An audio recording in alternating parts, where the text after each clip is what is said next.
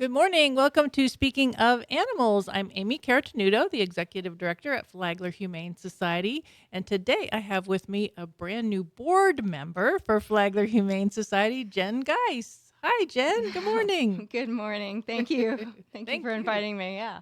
Yeah, thank you. So you've been a volunteer with the Flagler Humane Society for a while. You've been Yeah. on our development committee Mm-hmm. and been doing a lot of stuff to help us out. And then we roped you in, and now you're a board member too. Yeah. That all kind of happened quickly, one thing after another. But yeah, I like it. I'm enjoying it. So. How did we get you originally as a Good. volunteer? I always like to hear like what got people started because we Yeah. did something right, right? Yeah. So sometimes the universe doesn't give you what you want, but gives you what you need. So 2 years ago, I had just been laid off from my job, and I was walking by a pet adoption event, and I started to talk to some of the volunteers there, and they mentioned that there was an upcoming dog walking training about to happen at the Humane Society. So I was like, this would be a great way to fill my days right now until I look for a job. And so I signed up, and I, was instantly taken with, the place and the professionalism, and then walking the dogs, you just instantly fall in love.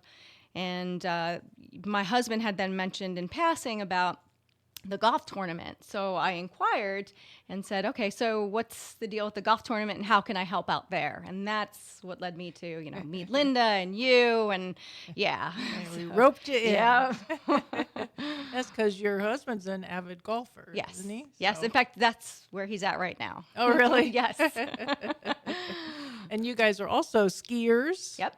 Very active. Yeah, we love to hike. We love to go out to the mountains. Climbing. We did Mount Whitney a few years ago, and some of the other Colorado 14ers. But just being out in nature, visiting all of our national parks, as many as possible. Yeah, we just enjoy the fresh air. Yeah, that's cool. I love being outside Yeah. for sure. I don't get to mountain climb very often in Florida, but Yeah. not very often. So that now you're on our board of directors, and you're our note taker for everything, and getting us organized. Yes, that's where I guess some of my professional experience comes in.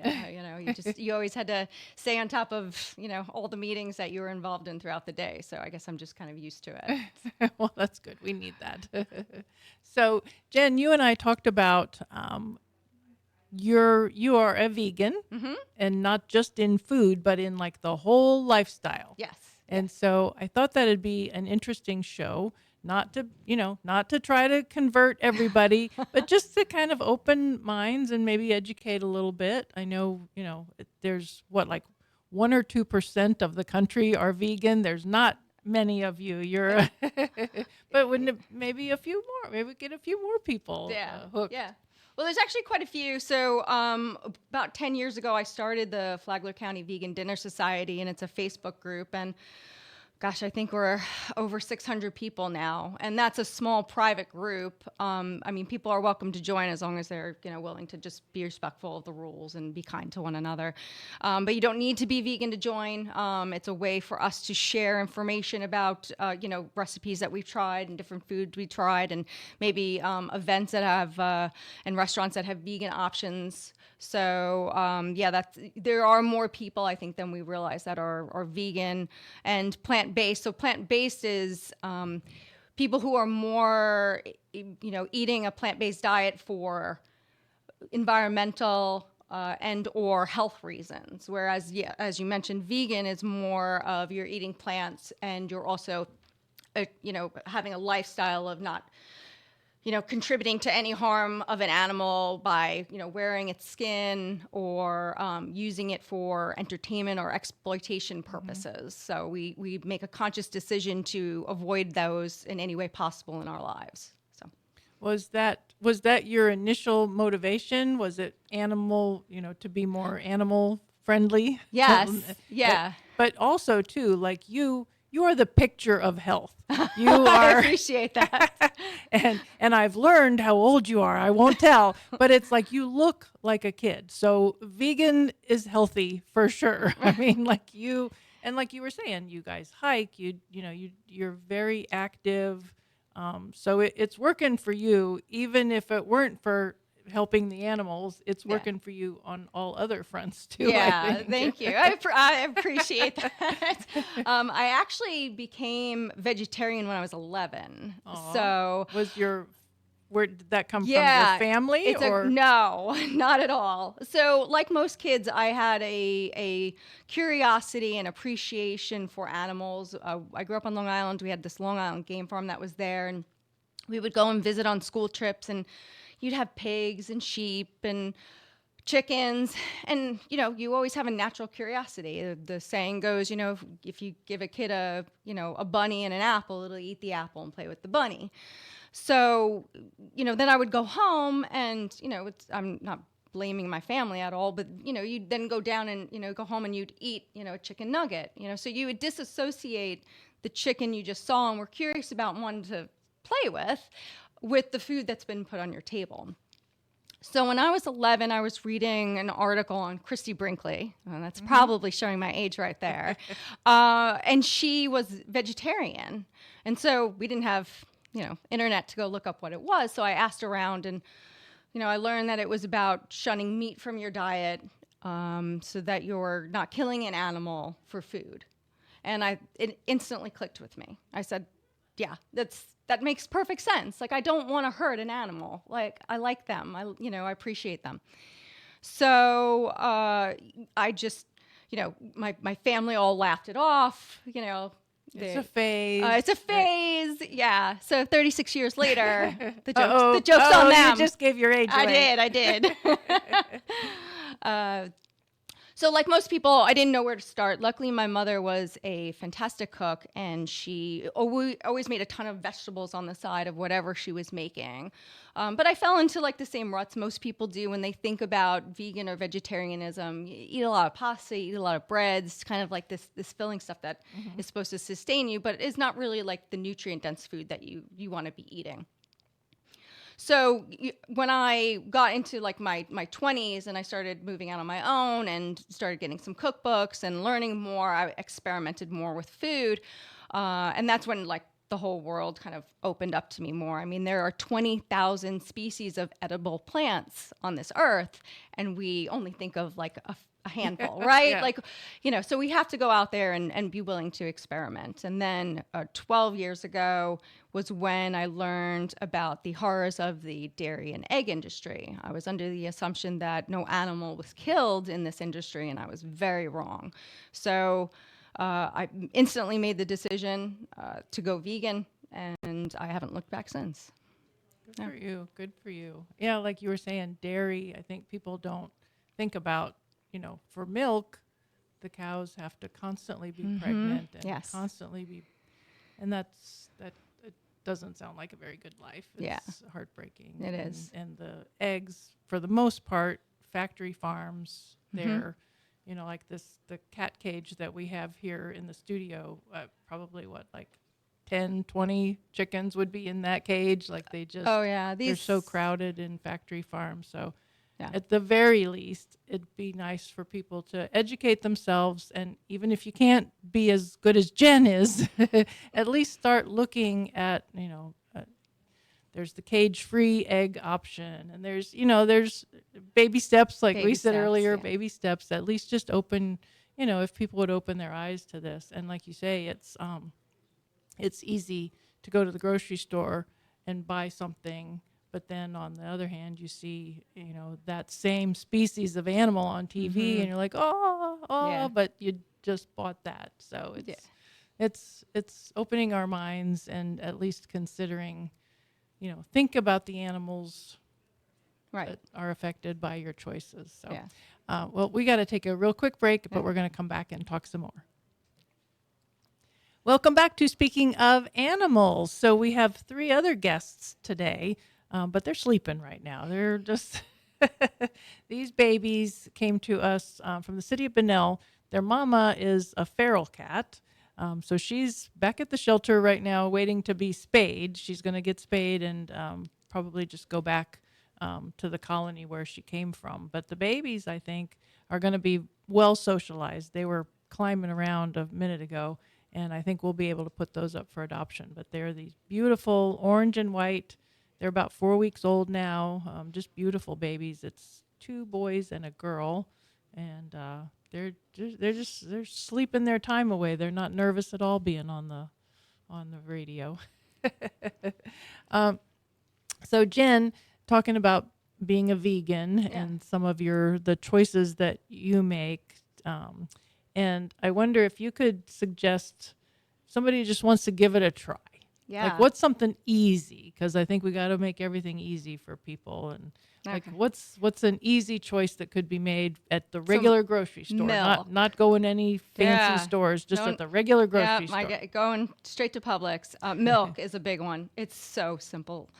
Ripple milk is probably one of my favorite. It's made from pea protein, so it's not high on the allergy list. People don't have allergies to pea protein that I'm aware of, as where they would be for maybe some other nut-based milks that are there. But there's also hemp milk, there's rice milk. I mean, there's just about every type of milk that you can think of, and it's just as much fortified with just as much calcium as dairy milk, and like I said, just as much protein. Tastes great. We've been using it for years, both my husband and I. We put it in everything. We bake with it, we cook with it. When the recipe calls for it. Even though we use coconut milk a lot because we like a lot of Asian recipes, and we throw it in our smoothies. Throw it in your cereal. I throw it in quinoa. Sometimes if I'm having a quick breakfast, quinoa and milk, it's funny. It's really good. So which one would you say tastes the most like regular milk? Yeah, like Ripple's pretty good. Ripple? Yeah. It's called Ripple? Ripple. And I always know Ripple is like cheap wine. Yeah, really? Right? I've never had that. I thought that was Ripple. Wait. So everybody try that. We're all gonna go try that, and then we'll have you back on the show, and we'll have people tell us how they liked it. Yeah. So. Well, another good quick one too is Earth Balance butter. So we use it all the time, and again, my family is not vegan, any of them, but we stick it on like when we want to put butter on our vegetables and things like that. Nobody notices the difference. So Earth Balance butter is another great swap. So you said your husband is a vegan too. He is not. No, he's not. He is not. But I'm sure he's close. Yes, because I do most of the cooking, and so he eats it, he appreciates it. It's funny. He commented the other night we treated ourselves to some ice cream, and we love this so delicious ice cream, and he was eating it, and he said, "I don't even know why people would have dairy ice cream. This is delicious. This is amazing." Mm-hmm. So, but again, people have to go try it, right? So that they can feel that way about it. Yeah. And that's another one that's just at the regular grocery store. Yeah. See, I think like you were saying, like Publix and some of the regular grocery stores it's so different than it was. I'm sure when you first became a vegan, you couldn't find anything at the regular stores. You'd have to, who knows where you. But it's getting so much easier now for. Not only on the food end of it, but also cosmetics, and there's a lot. It's so much better than it used to be. But that's another area. Just keep your eyes open. There's lists that you can go to. I know PETA is still kind of controversial, but there's a PETA. What's the website? It's cruelty-free-PETA.org or something. I think it is, where you can just go and you can see what companies are still testing on animals, what companies aren't testing, and it's got to be pretty easy choices now. Right. There are a lot, and there's a difference. So there's Leaping Bunny, which is also another good organization that is, if it's Leaping Bunny certified, means that it not only was not that product, but you also be careful that the ingredients were not tested on animals. So Leaping Bunny certified does that. However, Leaping Bunny certified is not vegan. So PETA will post that it's also vegan, meaning none of those ingredients came from animals. So there's a slight difference there, but both of them help. And as we've seen in the recent news, animal testing still happens on a regular basis at large scale, and being an informed consumer is the best thing that you can do to prevent that. Yes, because like you were saying, recently in the news, there's been the large rescue from the Wisconsin labs, Ridgeland Farms. Those beagles, and everybody loves beagles. And it's horrific, some of the animal testing that is still done. I know there was Mm-hmm. talk about something recently where dogs were force-fed pesticides for 90 days to see how many of them died. And like, why do we still have to do this with We drain don't. cleaner Yeah. and oven cleaner? And do we all not know not to put that in our eyes? Do we not? We still need to, like, it's just maddening that animals are still tested, for things that are just stupid, that we should know we shouldn't be eating pesticides and drinking drain cleaner. And B, there's so many other tests now too. Mm-hmm. You don't have Yes. to test on animals to have products that are safe. And do we really need a new and improved, shampoo or, laundry soap? How many times do we have to improve it? Let's just use it the way it is and stop some of this crazy animal testing. So, but thankfully, FDA, there's a lot of changes. There was a lot of things already last year where there have been changes. So We got to continue to push though, because it's they're still dragging their feet, and this has been going on for decades and decades, and there's better ways to do things. And we also know that not only dogs but rats and other animals that they use, their anatomy is nothing like ours per se, and so it doesn't always correlate as a one-to-one. What might affect one animal is going to affect another. So it's really outdated scientific testing, and there's better options out there, like you said, that don't include that. So 100%, 100%. So, well, we're going to take another quick break. We'll be right back. Welcome back to Speaking of Animals. So let's see, we got our 3 baby kittens here that are up. They're not up for adoption quite yet. They're a little too young, and they may end up in the program at the jail. They may end up there for a few weeks until they're old enough for adoption. So I think one of them's sleeping in his bowl. He fell asleep with his face in the bowl. That's like me at the end of the day when I just get so tired and just fall asleep right when you're eating dinner. So, but Jen, I want to remind everybody the Facebook group that you talked about with yes. to learn how to be a vegan or to share recipes. You're saying, yeah, it's Flagler County Vegan Dinner Society. So again, you just send an invite, and as long as you agree to the group rules, I'll accept you. And it's all about, we don't I don't want to say bully one another or preach. It's really just about, hey, I went to Publix, I found this, like soy-free tofu is another one. People don't like soy, or are afraid of the phytoestrogens in it, or they're allergic to it. And so now, Publix has a fava bean based tofu that you can use the same way. So, just finding products, like I said, finding recipes. We used to have potlucks back in the day, and then COVID happened. So we stopped having potlucks, and then we tried to get them back together, but it's a little challenging still sometimes with people's schedule, and I know myself, sometimes it's hard to get me out of the house. So unless it's like I'm going to play pickleball or I'm going for a run, you got to convince me to so go out to an event. I want to get this right. Flagler County Vegan Dinner Society. Yes. Flagler County Vegan Dinner Society. Yes. So I'm going to join. Yeah. All right. Fantastic. I'm going to join. So I want to learn more. And also too, just I want to thank you for everything you do for the animals. Like there's people that say they care about animals, and then there's people that really live it. So it's amazing the commitment that you have for all animals, not just the animals that you see. Like, I think everybody's good about, oh, I love that puppy, I love that kitten, but the animals that we don't even see, like, right, we got to care about them too. So 100%. Thank you so much for everything you do. Thanks for being on our board. Yeah, absolutely. You're welcome. The fun is just beginning. Oh boy. I keep getting roped into more and more committees. How is that happening? That's what I said to somebody, like when they walked out to, use the restroom, they came back and they're on another committee. Yeah. Yeah, pretty much. It's a lot of work, but we all love it, right? Yes, we do. So, well, thank you everybody for listening. Thank you, kittens, for sleeping on Being adorable. sleeping on the job today during the show.